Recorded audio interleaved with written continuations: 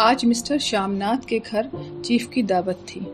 श्यामनाथ और उनकी धर्म पत्नी को पसीना पोंछने की फुर्सत न थी।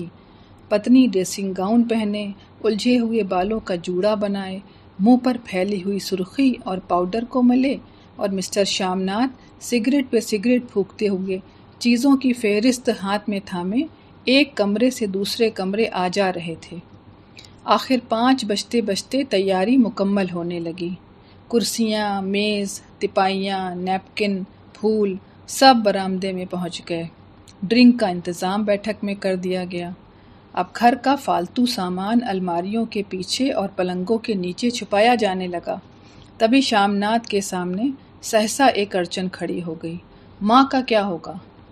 इस बात की ओर न उनका न उनकी कुशल गृहिणी का ध्यान गया था। मिस्टर श्यामनाथ श्रीमती की ओर घूमकर अंग्रेजी में बोले, माँ का क्या होगा? श्रीमती काम करते करते ठहर गईं। थोड़ी देर तक सोचने के बाद बोली, इन्हें पिछवाड़े इनकी सहेली के घर भेज दो। रात भर बेशक वहीं रहें, कल आ जाएं।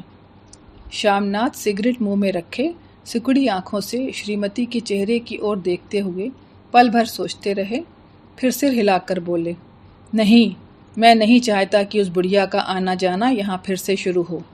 पहले ही बड़ी मुश्किल से बंद किया था। माँ से कहें कि जल्दी ही खाना खा के शाम को ही अपनी कोठरी में चली जाएं। मेहमान कहीं 8 बजे आएंगे, इससे पहले ही अपने काम से निपट लें। सुझाव ठीक था, दोनों को पसंद आया, मगर फिर सहसा श्रीमती बोल उठी, जो वो सो गईं और नींद में खर्राटे लेने लगीं तो साथ ही तो बरामदा है जहाँ लोग खाना खाएंगे। तो इन्हें कह देंगे कि अंदर से दरवाज़ा बंद कर लें, मैं बाहर से ताला लगा दूंगा। या माँ को कह देता हूँ कि अंदर जाके सोए नहीं, बैठी रहें। और क्या? और जो सो गई तो डिनर का क्या मालूम कब तक चले? 11-11 बजे तक तो तुम ड्रिंक ही करते रहते हो।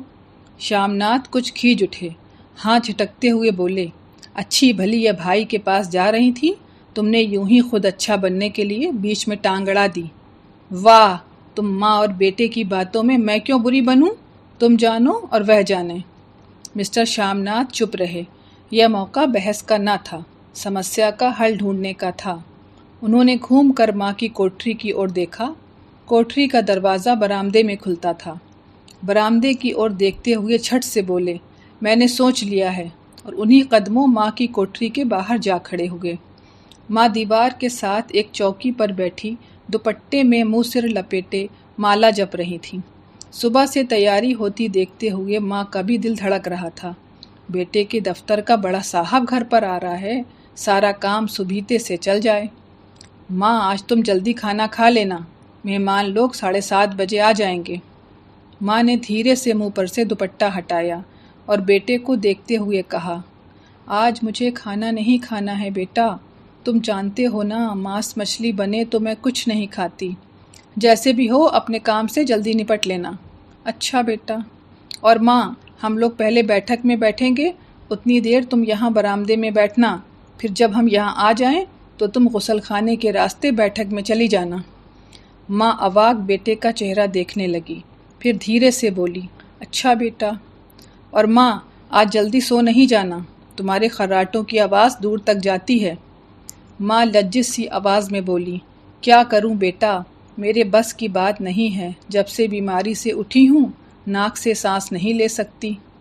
मिस्टर श्यामनाथ ने इंतज़ाम तो कर दिया, फिर भी उनकी उधेड़-बुन ख़त्म नहीं हुई।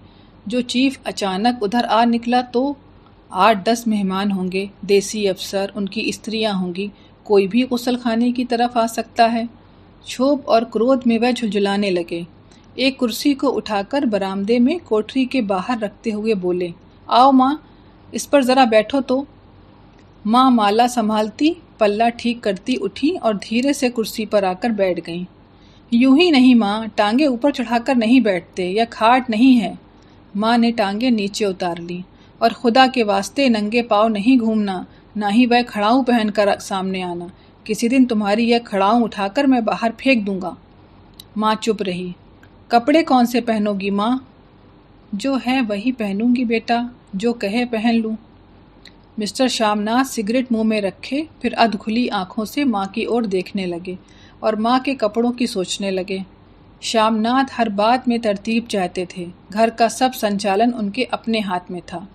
खूंटियाँ कमरों में कहाँ लगाई जाएं, बिस्तर कहाँ पर बिछें, किस रंग के पर्दे लगाए जाएं, श्रीमती कौन सी साड़ी पहने, मेज़ किस साइज़ की हो। श्यामनाथ को चिंता थी कि अगर चीफ का साक्षात माँ से हो गया तो कहीं लज्जित ना होना पड़े। माँ को सिर से पाँव तक देखते हुए बोले, तुम सफ़ेद कमीज़ और सफ़ेद सलवार पहन लो माँ, पहन के आओ तो ज़रा देखूं। माँ धीरे से उठी और अपनी कोठरी में कपड़े पहनने चली गई। यह माँ का झमेला ही रहेगा। उन्होंने फिर अंग्रेज़ी में अपनी स्त्री से कहा, कोई ढंग की बात हो तो भी कोई कहे, अगर कहीं कोई उल्टी सीधी बात हो गई, चीफ को बुरा लगा तो सारा मज़ा जाता रहेगा। माँ सफ़ेद कमीज़ और सफ़ेद सलवार पहनकर बाहर निकली। छोटा सा कद, सफ़ेद कपड़ों में लिपटा, छोटा सा सूखा हुआ शरीर, धुंधली आँखें, केवल सिर के आधे झड़े हुए बाल पल्ले की ओट में छिप पाए थे। पहले से कुछ ही कम कुरूप नज़र आ रही थीं। चलो ठीक है, कोई चूड़ियाँ वूड़ियाँ हों तो वह भी पहन लो, कोई हर्ज नहीं। चूड़ियाँ कहाँ से लाऊं बेटा, तुम तो जानते हो सब जेवर तुम्हारी पढ़ाई में बिक गए। यह वाक्य श्यामनाथ को तीर की तरह लगा। तिनक कर बोले, या कौन सा राग छेड़ दिया माँ, सीधा कह दो नहीं है जेवर, बस। इससे पढ़ाई बढ़ाई का क्या ताल्लुक। जो जेवर बिका तो कुछ बनकर ही आया हूँ, निरा लंडूरा नहीं लौट आया। जितना दिया था उससे दुगना ले लेना। मेरी जीभ जल जाए बेटा, तुमसे जेवर लूँगी, मेरे मुंह से यूं ही निकल गया, जो होते तो लाख बार पहनती। 5:30 बज चुके थे। अभी मिस्टर श्यामनाथ को खुद भी नहा धोकर तैयार होना था। श्रीमती कब की अपने कमरे में जा चुकी थी। श्यामनाथ जाते हुए एक बार फिर माँ को हिदायत करते गए, माँ रोज़ की तरह गुमसुम बन के नहीं बैठी रहना। अगर साहब इधर आ निकले और कोई बात पूछें तो ठीक तरह से बात का जवाब देना। मैं न पढ़ी न लिखी बेटा, मैं क्या बात करूँगी। तुम कह देना माँ अनपढ़ है, कुछ जानती समझती नहीं है, वह नहीं पूछेगा।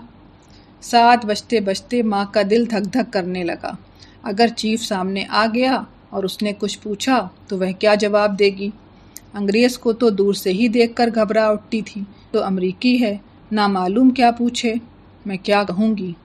माँ का जी चाहा कि चुपचाप पिछवाड़े विधवा सहेली के घर चली जाए, मगर बेटे के हुक्म को कैसे टाल सकती थी। चुपचाप कुर्सी पर से टांगे लटकाए वहीं बैठी रही। एक कामयाब पार्टी वह है जिसमें ड्रिंक कामयाबी से चल जाए। श्यामनाथ की पार्टी सफलता के शिखर चूमने लगी। वार्तालाप उसी रौ में बह रहा था जिस रौ में गिलास भरे जा रहे थे। कहीं कोई रुकावट न थी, कोई अड़चन न थी। साहब को विस्की पसंद आई थी, मेम साहब को पर्दे पसंद आए थे, सोफ़ा कवर का डिज़ाइन पसंद आया था, कमरे की सजावट भी पसंद आई थी। इससे बढ़कर और क्या चाहिए। साहब तो ड्रिंक के दूसरे दौर में ही चुटकुले और कहानियाँ कहने लग गए थे। दफ्तर में जितना रौब रखते थे, यहाँ पर उतने ही दोस्त परवर हो रहे थे।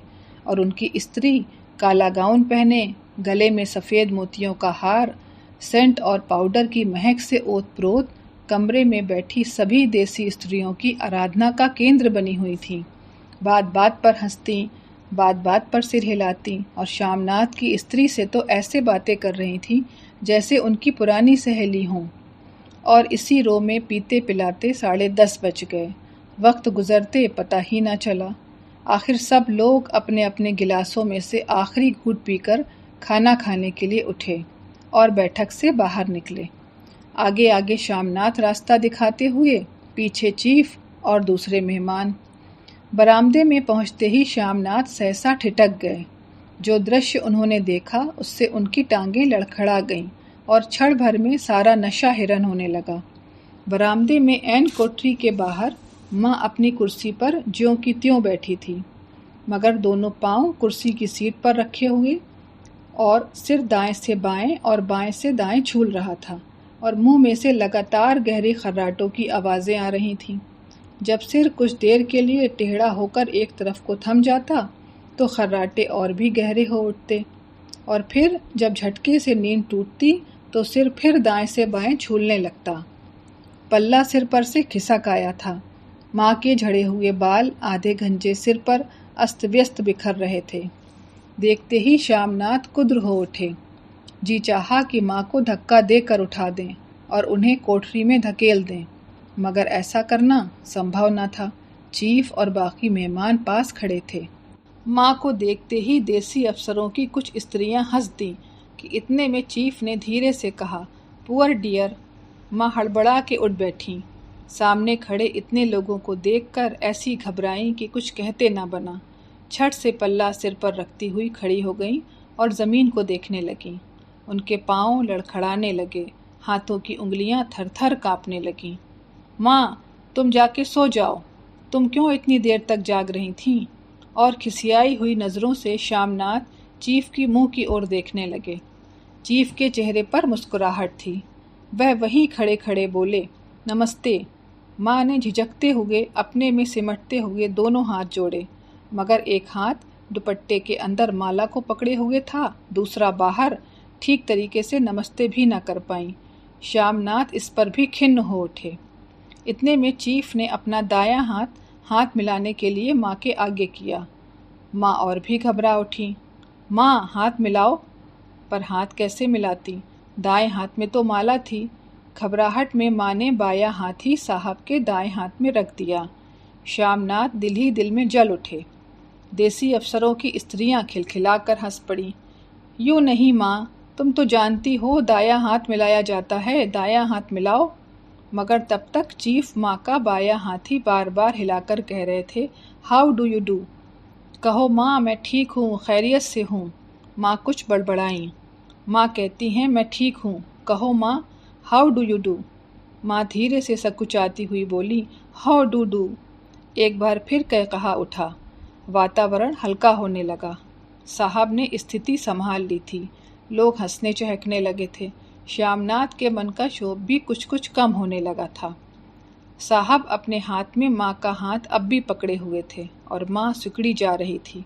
साहब के मुंह से शराब की बू आ रही थी। श्यामनाथ अंग्रेजी में बोले, मेरी माँ गांव की रहने वाली हैं, उम्र भर गांव में रही हैं, इसलिए आपसे लजाती हैं। साहब इस पर खुश नजर आए। बोले, सच? मुझे गांव के लोग तो बहुत पसंद हैं। तब तो तुम्हारी माँ गांव के गीत और नाच भी जानती होंगी। चीफ खुशी से सिर हिलाते हुए माँ को टकटकी बांधे देखने लगे। माँ, साहब कहते हैं कोई गाना सुनाओ, कोई पुराना गीत, तुम्हें तो कितने ही याद होंगे। माँ धीरे से बोली, मैं क्या गाऊंगी बेटा, मैंने कब गाया है। वाह माँ, मेहमान का कहा भी कभी कोई टालता है। साहब ने इतना रीझ से कहा है, नहीं गाओगी तो साहब बुरा मानेंगे। मैं क्या गाऊं बेटा, मुझे क्या आता है। वाह, कोई बढ़िया टप्पे सुना दो, 2 पत्तर अनारा दें। देसी अफसर और उनकी स्त्रियों ने इस सुझाव पर तालियां पीटी। माँ कभी दीन दृष्टि से बेटे के चेहरे को देखती, कभी पास खड़ी बहू के चेहरे को। इतने में बेटे ने गंभीर आदेश भरे लिहाज में कहा, माँ। इसके बाद हाँ या ना का सवाल ही न उठता था। माँ बैठ गई और क्षीण दुर्बल लरसती आवाज में एक पुराना विवाह का गीत गाने लगी। हरियाणी माए, हरियाणी भेड़े, हरियाते भागी भरिया है। देसी स्त्रियां खिलखिला के हंस उठीं। 3 पंक्तियां गा के माँ चुप हो गईं। बरामदा तालियों से गूंज उठा। साहब तालियां पीटना बंद ही ना करते थे। श्यामनाथ की खींच प्रसन्नता और गर्व में बदल उठी थी। माँ ने पार्टी में नया रंग जो भर दिया था। तालियां थमने पर साहब बोले, पंजाब के गांवों की दस्तकारी क्या है। श्यामनाथ खुशी में झूम रहे थे। बोले, ओ बहुत कुछ साहब, मैं आपको एक सेट उन चीज़ों का भेंट करूँगा, आप उन्हें देखकर खुश होंगे। मगर साहब ने सिर हिलाकर अंग्रेजी में पूछा, नहीं, मैं दुकानों की चीज़ नहीं मांगता। पंजाबियों के घरों में क्या बनता है, औरतें खुद क्या बनाती हैं। श्यामनाथ कुछ सोचते हुए बोले, लड़कियां गुड़ियां बनाती हैं और फुलकारियां बनाती हैं। फुलकारी क्या? श्यामनाथ फुलकारी का मतलब समझाने की असफल चेष्टा करने के बाद माँ को बोले, क्यों माँ, कोई पुरानी फुलकारी घर में है? माँ चुपचाप अंदर गईं और अपनी पुरानी फुलकारी उठा लाईं। साहब बड़ी रुचि से फुलकारी देखने लगे। पुरानी फुलकारी थी, जगह जगह से उसके धागे टूट रहे थे और कपड़ा फटने लगा था। साहब की रुचि को देखकर श्यामनाथ बोले, यह फटी हुई है साहब, मैं आपको नई बनवा दूंगा। माँ बना देंगी? क्यों? माँ, साहब को फुलकारी बहुत पसंद है, इन्हें ऐसे ही एक फुलकारी बना दोगी ना? माँ चुप रही। फिर डरते डरते धीरे से बोली, अब मेरी नज़र कहाँ है बेटा, बूढ़ी आंखें क्या देखेंगी?